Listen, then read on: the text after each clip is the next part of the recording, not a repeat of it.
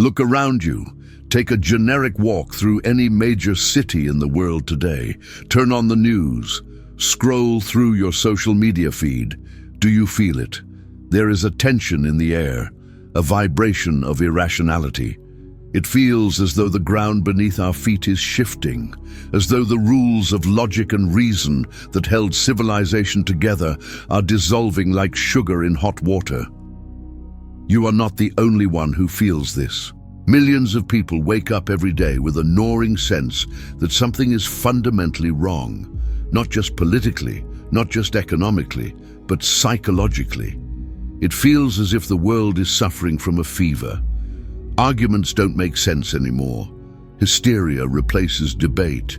Facts are discarded if they don't fit the emotional narrative. We often ask ourselves, how did we get here? Why does it seem like society is losing its mind? The answer lies in a concept that has terrified thinkers, psychologists, and historians for centuries. It is a phenomenon more dangerous than any virus, more destructive than any earthquake, and more lethal than any standing army. It is called mass psychosis. Before we can understand the cure, we must understand the disease. And to understand the disease, we must look at the warning left to us by one of the greatest minds of the 20th century, Dr. Carl Jung. Jung looked at humanity not just as a collection of bodies, but as a sea of souls. And he saw something terrifying in our nature. He saw that the greatest danger to human existence was not famine, it was not cancer, it was not natural disasters.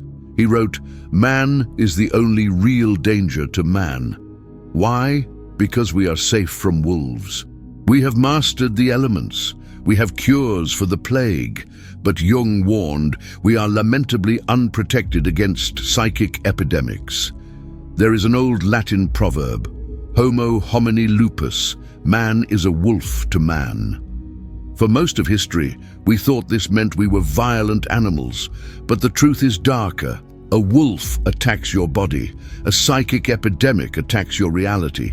When a psychic epidemic strikes, what we call mass psychosis, it doesn't start with explosions. It starts with silence. It starts in the mind. It is a contagion of delusion. It happens when a large segment of society loses touch with reality and descends into delusions. Notice the word delusions, not mistakes. A mistake is when you miscalculate a math problem. A delusion is when you believe 2 + 2 = 5 because it makes you feel safer. History is a graveyard of societies that went mad. We look back at the witch hunts of the 16th and 17th centuries with arrogance. We think, oh, those superstitious people. We are modern, we have iPhones, that could never happen to us. Are you sure? In those Swiss villages where they burned every woman alive because they believed they were witches, those were normal people. They were bakers, farmers, mothers. They weren't monsters. They were terrified people caught in a psychic storm.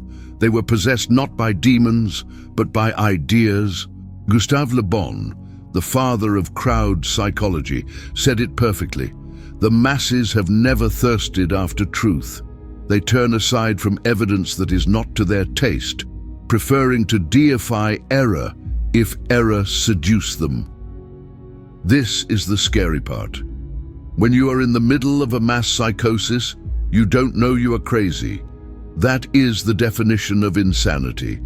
To the lunatic, the hallucinations are real.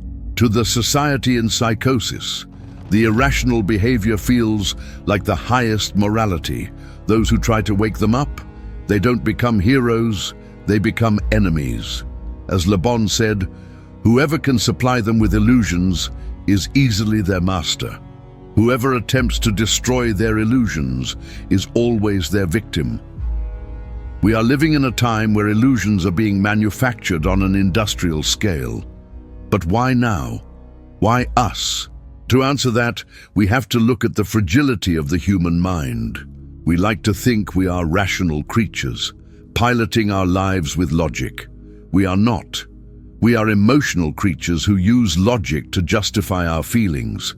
and the strongest emotion of all is fear. Jung believed that civilization is a thin layer of ice over a deep, dark ocean of primitive instincts. When the ice cracks, the monsters come out. And right now, the ice is cracking. In this video, we are not just going to analyze history. We are going to perform an autopsy on the modern soul. We are going to expose the mechanism of menticide, the systematic murder of the mind. We are going to look at how fear is weaponized, how isolation breaks your spirit, and most importantly, how you can build an unshakable fortress within your own mind. Because if Jung is right and the epidemic is psychic, then the only vaccine is consciousness. The only cure is you. Welcome to the deep dive. Let's look into the abyss. To understand how a whole civilization goes mad, we first have to understand how a single human being loses their mind. We tend to think of insanity as a descent into chaos. We imagine the madman as someone whose brain has simply stopped working, like a broken computer. But psychologists who study schizophrenia and psychosis know the truth is much more disturbing. Madness is not a breakdown. Madness is a solution. It is a desperate, failed attempt to solve a problem that the conscious mind cannot handle. Think about it. What drives a person to the edge? Usually, it is a flood of negative emotions: fear, anxiety, despair. Imagine you are standing in a room and the water is rising. The water is panic. It gets up to your knees, then your waist, then your neck. The human animal can handle fear for a short time.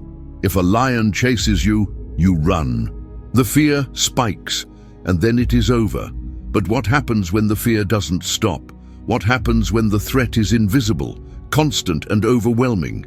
You enter a state of chronic panic. And the human mind cannot exist in a state of eternal panic. It is biologically impossible. The pain is too great. You need an escape hatch. You need to make the world make sense again, instantly. This is where the psychotic break happens. Silvano Arrietty, one of the 20th century's leading authorities on schizophrenia, mapped this process out with chilling precision. He explained that before the delusions start, there is a panic phase.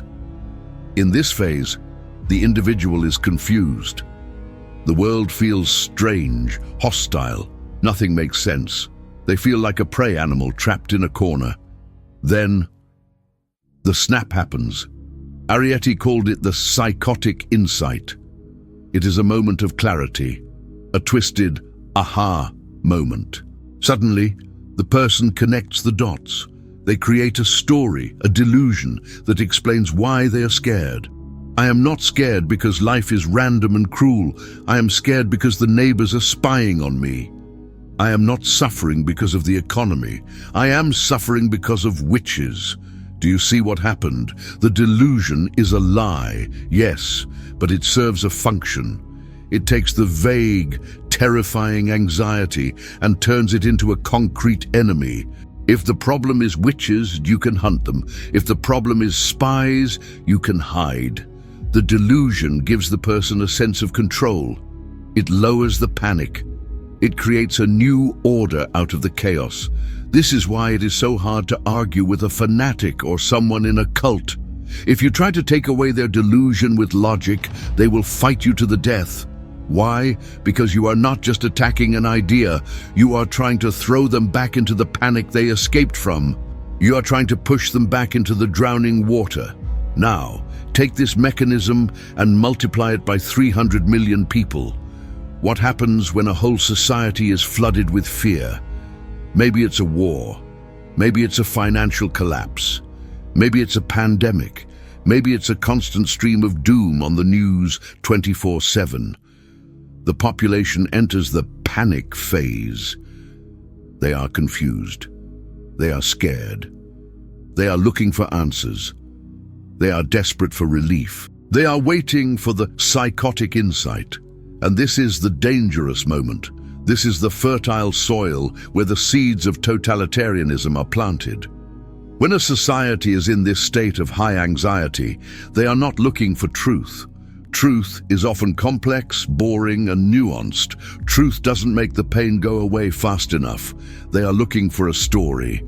They are looking for a narrative that says, here is the problem, here is the enemy, and here is the solution. It doesn't matter if the story is irrational. In fact, the more irrational it is, the better it works.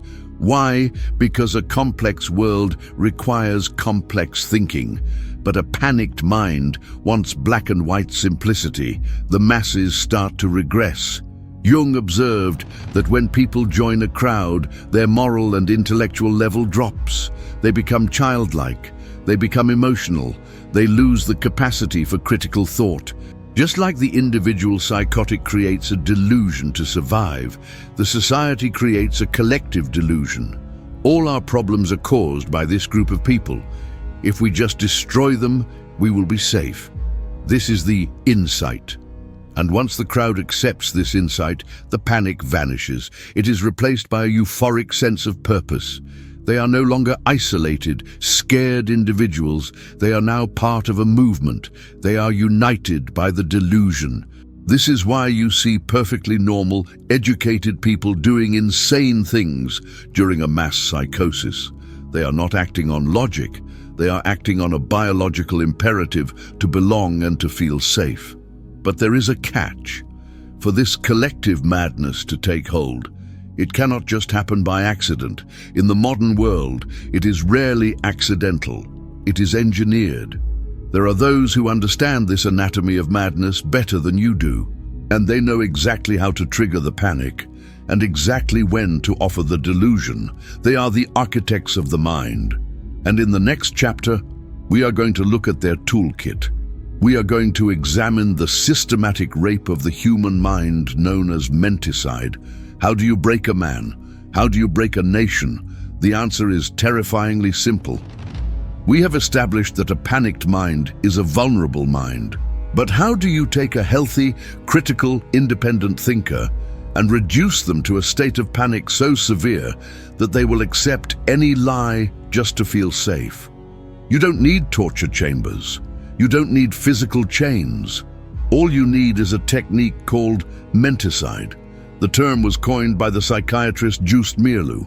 He wasn't just an academic.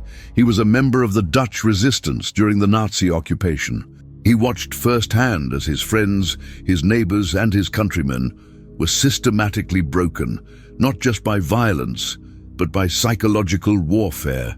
In his book, The Rape of the Mind, he defined menticide as an organized system of psychological intervention and judicial perversion, in which a powerful ruling class imprints its own opportunistic thoughts upon the minds of those they plan to use and destroy. It is the murder of the mind, and it is much easier to commit than you think. The process relies on a specific rhythm. Mirlu called it waves of terror. Imagine a population as a rubber band. If you stretch the rubber band until it snaps, you lose control of it. It breaks. But if you stretch it, hold it, and then let it go, and then stretch it again, harder this time, and then let it go again, eventually, the rubber loses its elasticity. It becomes limp. It stops resisting. This is how menticide works. The manipulators do not keep the fear at 100% all the time. That would numb the population. Instead, they use waves. First, a crisis emerges. Panic. Alarm bells. The world is ending. Then, a breathing spell. A moment of calm. Hope returns. People relax their muscles, and just as they exhale, boom, the next wave hits, harder than the first. Mirlu wrote, each wave of terrorizing creates its effects more easily after a breathing spell than the one that preceded it, because people are still disturbed by their previous experience. It is Pavlovian conditioning on a global scale. You train the population to live in a state of permanent low-level anxiety, always waiting for the next shoe to drop. This chronic anticipation of doom exhausts the nervous system. and an exhausted mind cannot fight. An exhausted mind just wants the noise to stop. But fear is only half the equation. The other half is confusion. To successfully commit menticide, you must destroy the individual's ability to use logic. How do you do that? You flood them with contradictory information. One day, the authorities say X is true. The next day, they say X is a lie, Y is true. The third day, they say we never said X. They change the definitions of words. They rewrite history in real time. This is not just lying. Lying is simple. You can refute a lie with the truth. This is chaos. Meerloo observed, logic can be met with logic, while illogic cannot. It confuses those who think straight. The big lie and monotonously repeated nonsense have more emotional appeal than logic and reason. When a rational person is bombarded with nonsense, they try to make sense of it. They try to find the pattern, but there is no pattern. And the effort to find logic where there is none causes a mental short-circuit. Pavlov proved this with dogs. If you teach a dog that a circle means food and an ellipse means a shock, the dog learns. But if you slowly change the circle to look like the ellipse, the dog can no longer distinguish between the reward and the punishment. The dog breaks down. It becomes neurotic. It collapses. We are those dogs. When the news cycle gives you conflicting data, when the rules change every week, when the truth is fluid, your critical thinking creates a short circuit. You stop trying to figure it out. You surrender, you become passive. And this is the goal. Menticide does not want you to agree. It wants you to resign. It wants you to say, I don't know what is true anymore. Just tell me what to do. Just make it stop. Once a population reaches this stage of resignation, the killing of the mind is complete. They are ready to be reformatted. They are ready for the totalitarian narrative. They are ready to trade their freedom for the illusion of order. But what does this prison look like from the inside? Once the mind is killed, what takes its place? In the next chapter, we will explore the totalitarian trap. We will look at how isolation is used to cement this control, and why, under these regimes, the crowd doesn't just obey the leader, they worship him. Once the mind has been softened by fear and confused by propaganda, it is ready for the final cage. This cage is not made of iron bars. It is made of bureaucracy, ideology, and a terrifying psychological contract.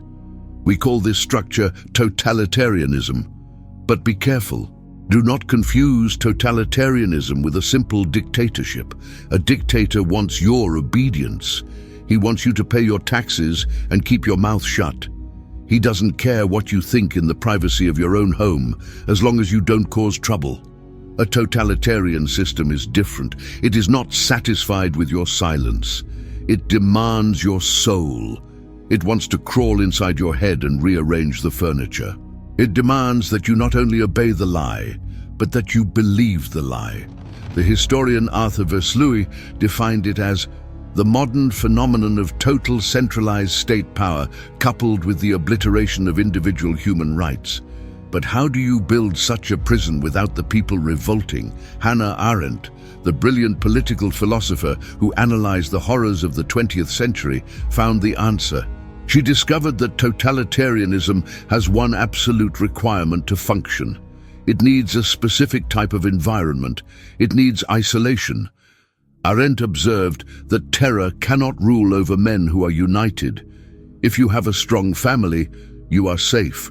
If you have a loyal community, you are strong. If you have a deep spiritual faith, you have a higher authority than the state. So, the totalitarian machine must destroy these bonds.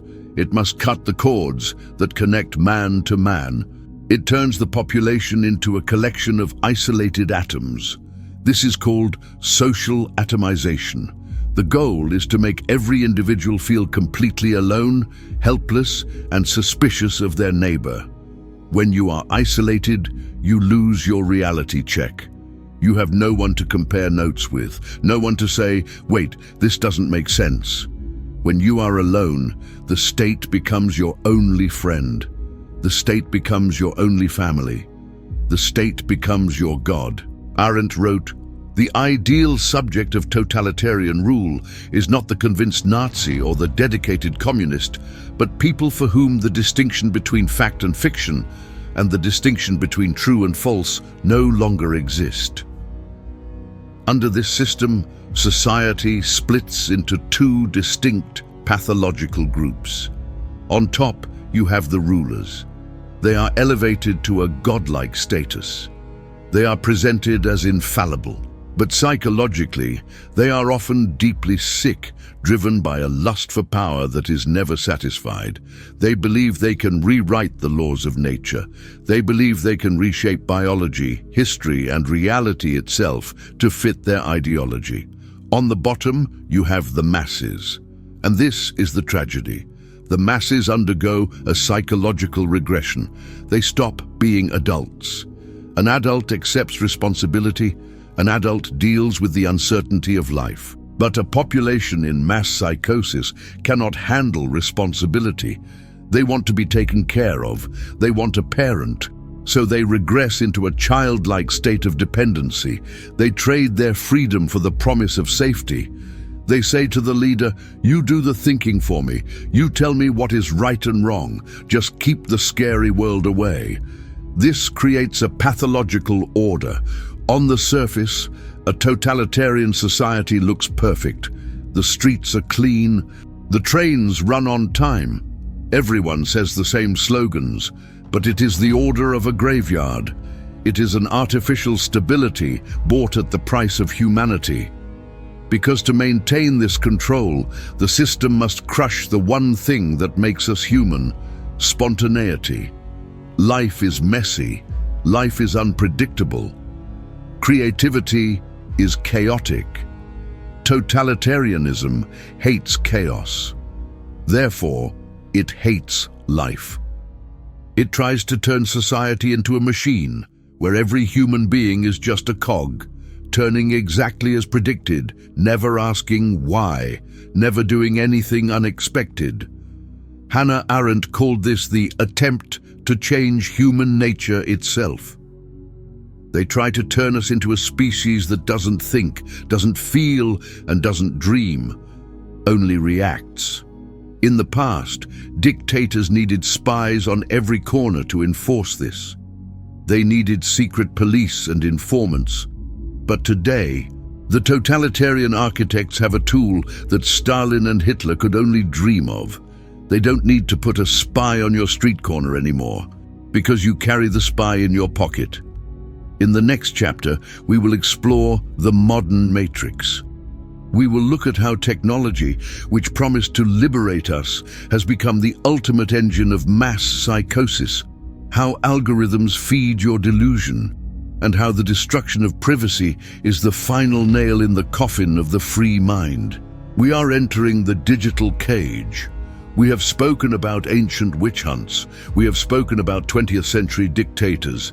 But the greatest engine of mass psychosis was not built in a medieval village, and it was not built in the Soviet Union.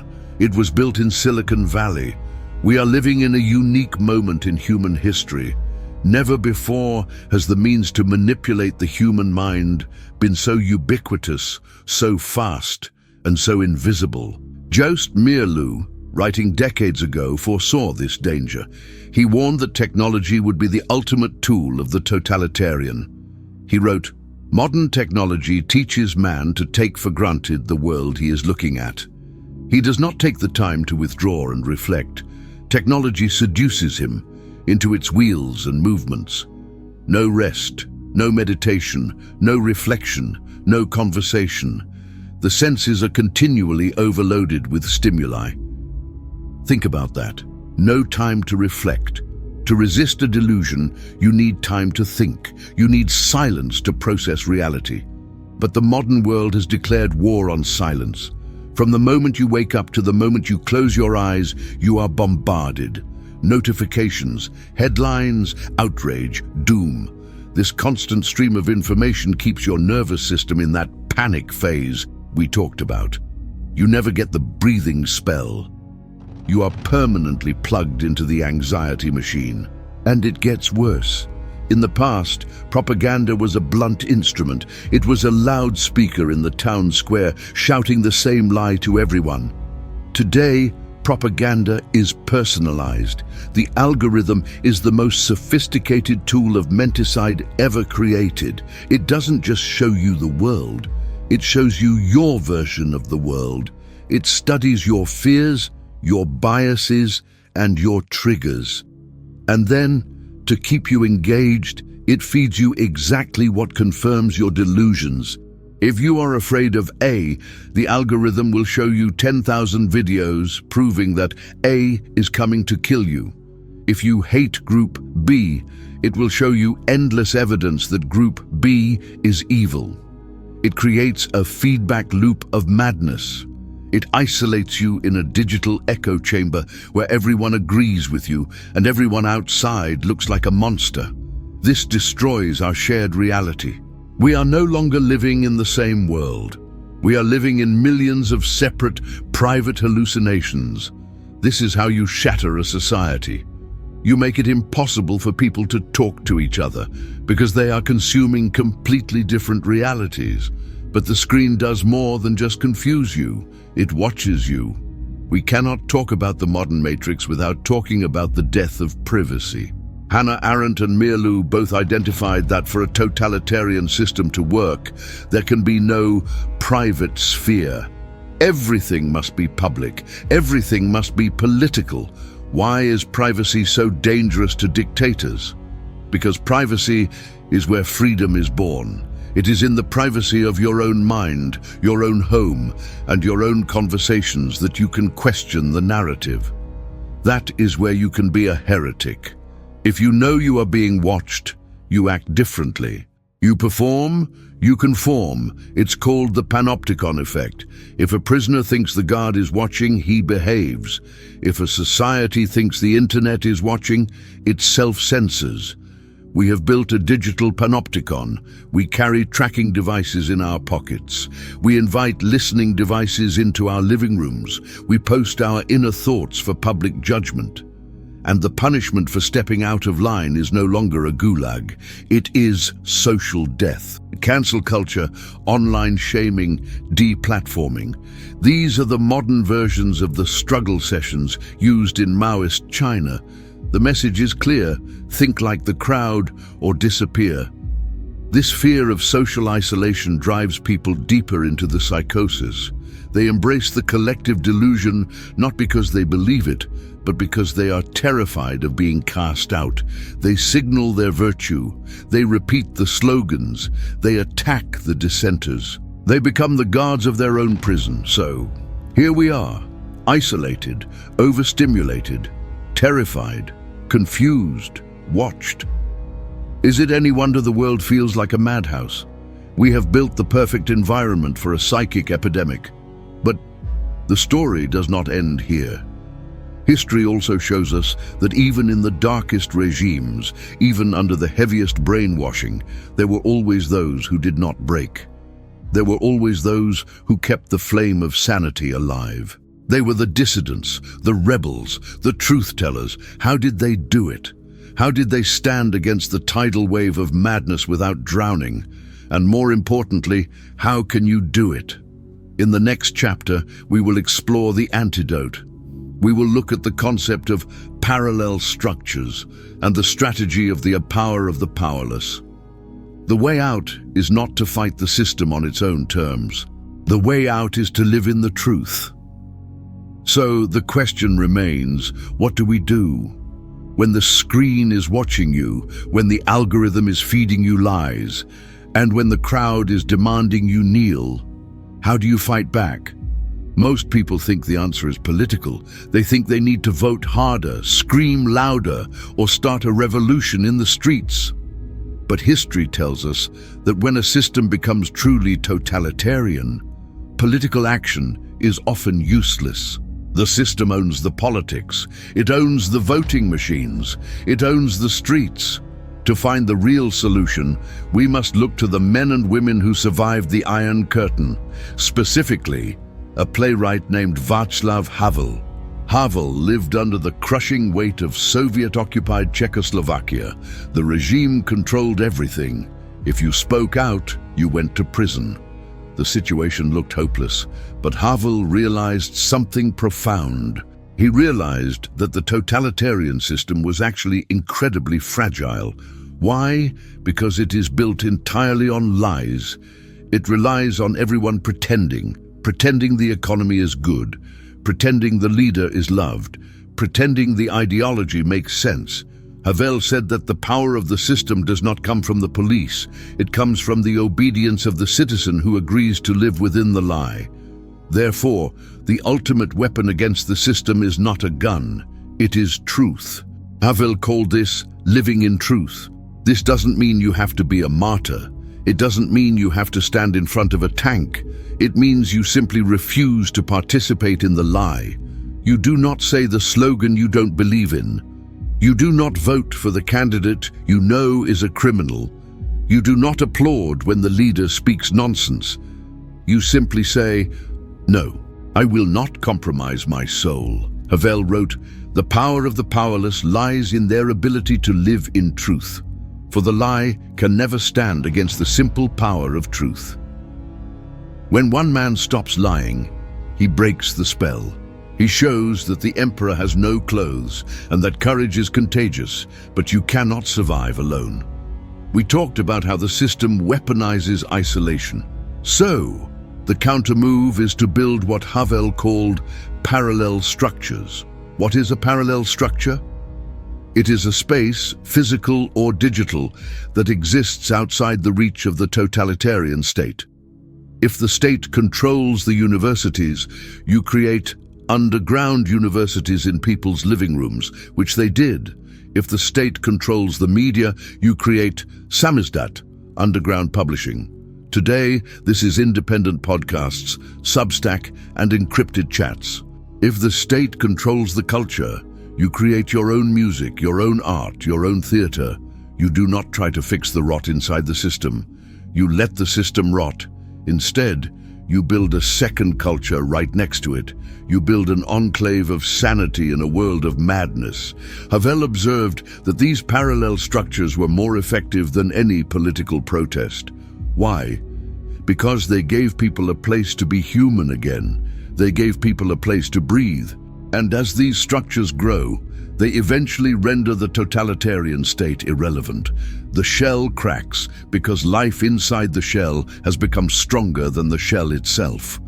There is one more weapon in this arsenal, a weapon that dictators fear more than armies: ridicule. Just Mirlu noted that the demagogue has a fatal weakness. He takes himself deadly seriously. He requires your awe. He requires your fear. He cannot handle your laughter. Humor is the enemy of the fanatic. When you laugh at the absurdity of the propaganda, you are proving that you are not afraid. You are proving that you are psychologically free. Satire, memes, comedy, these are not just entertainment. In a mass psychosis, they are acts of war. They deflate the monster. They turn the terrifying giant into a ridiculous clown.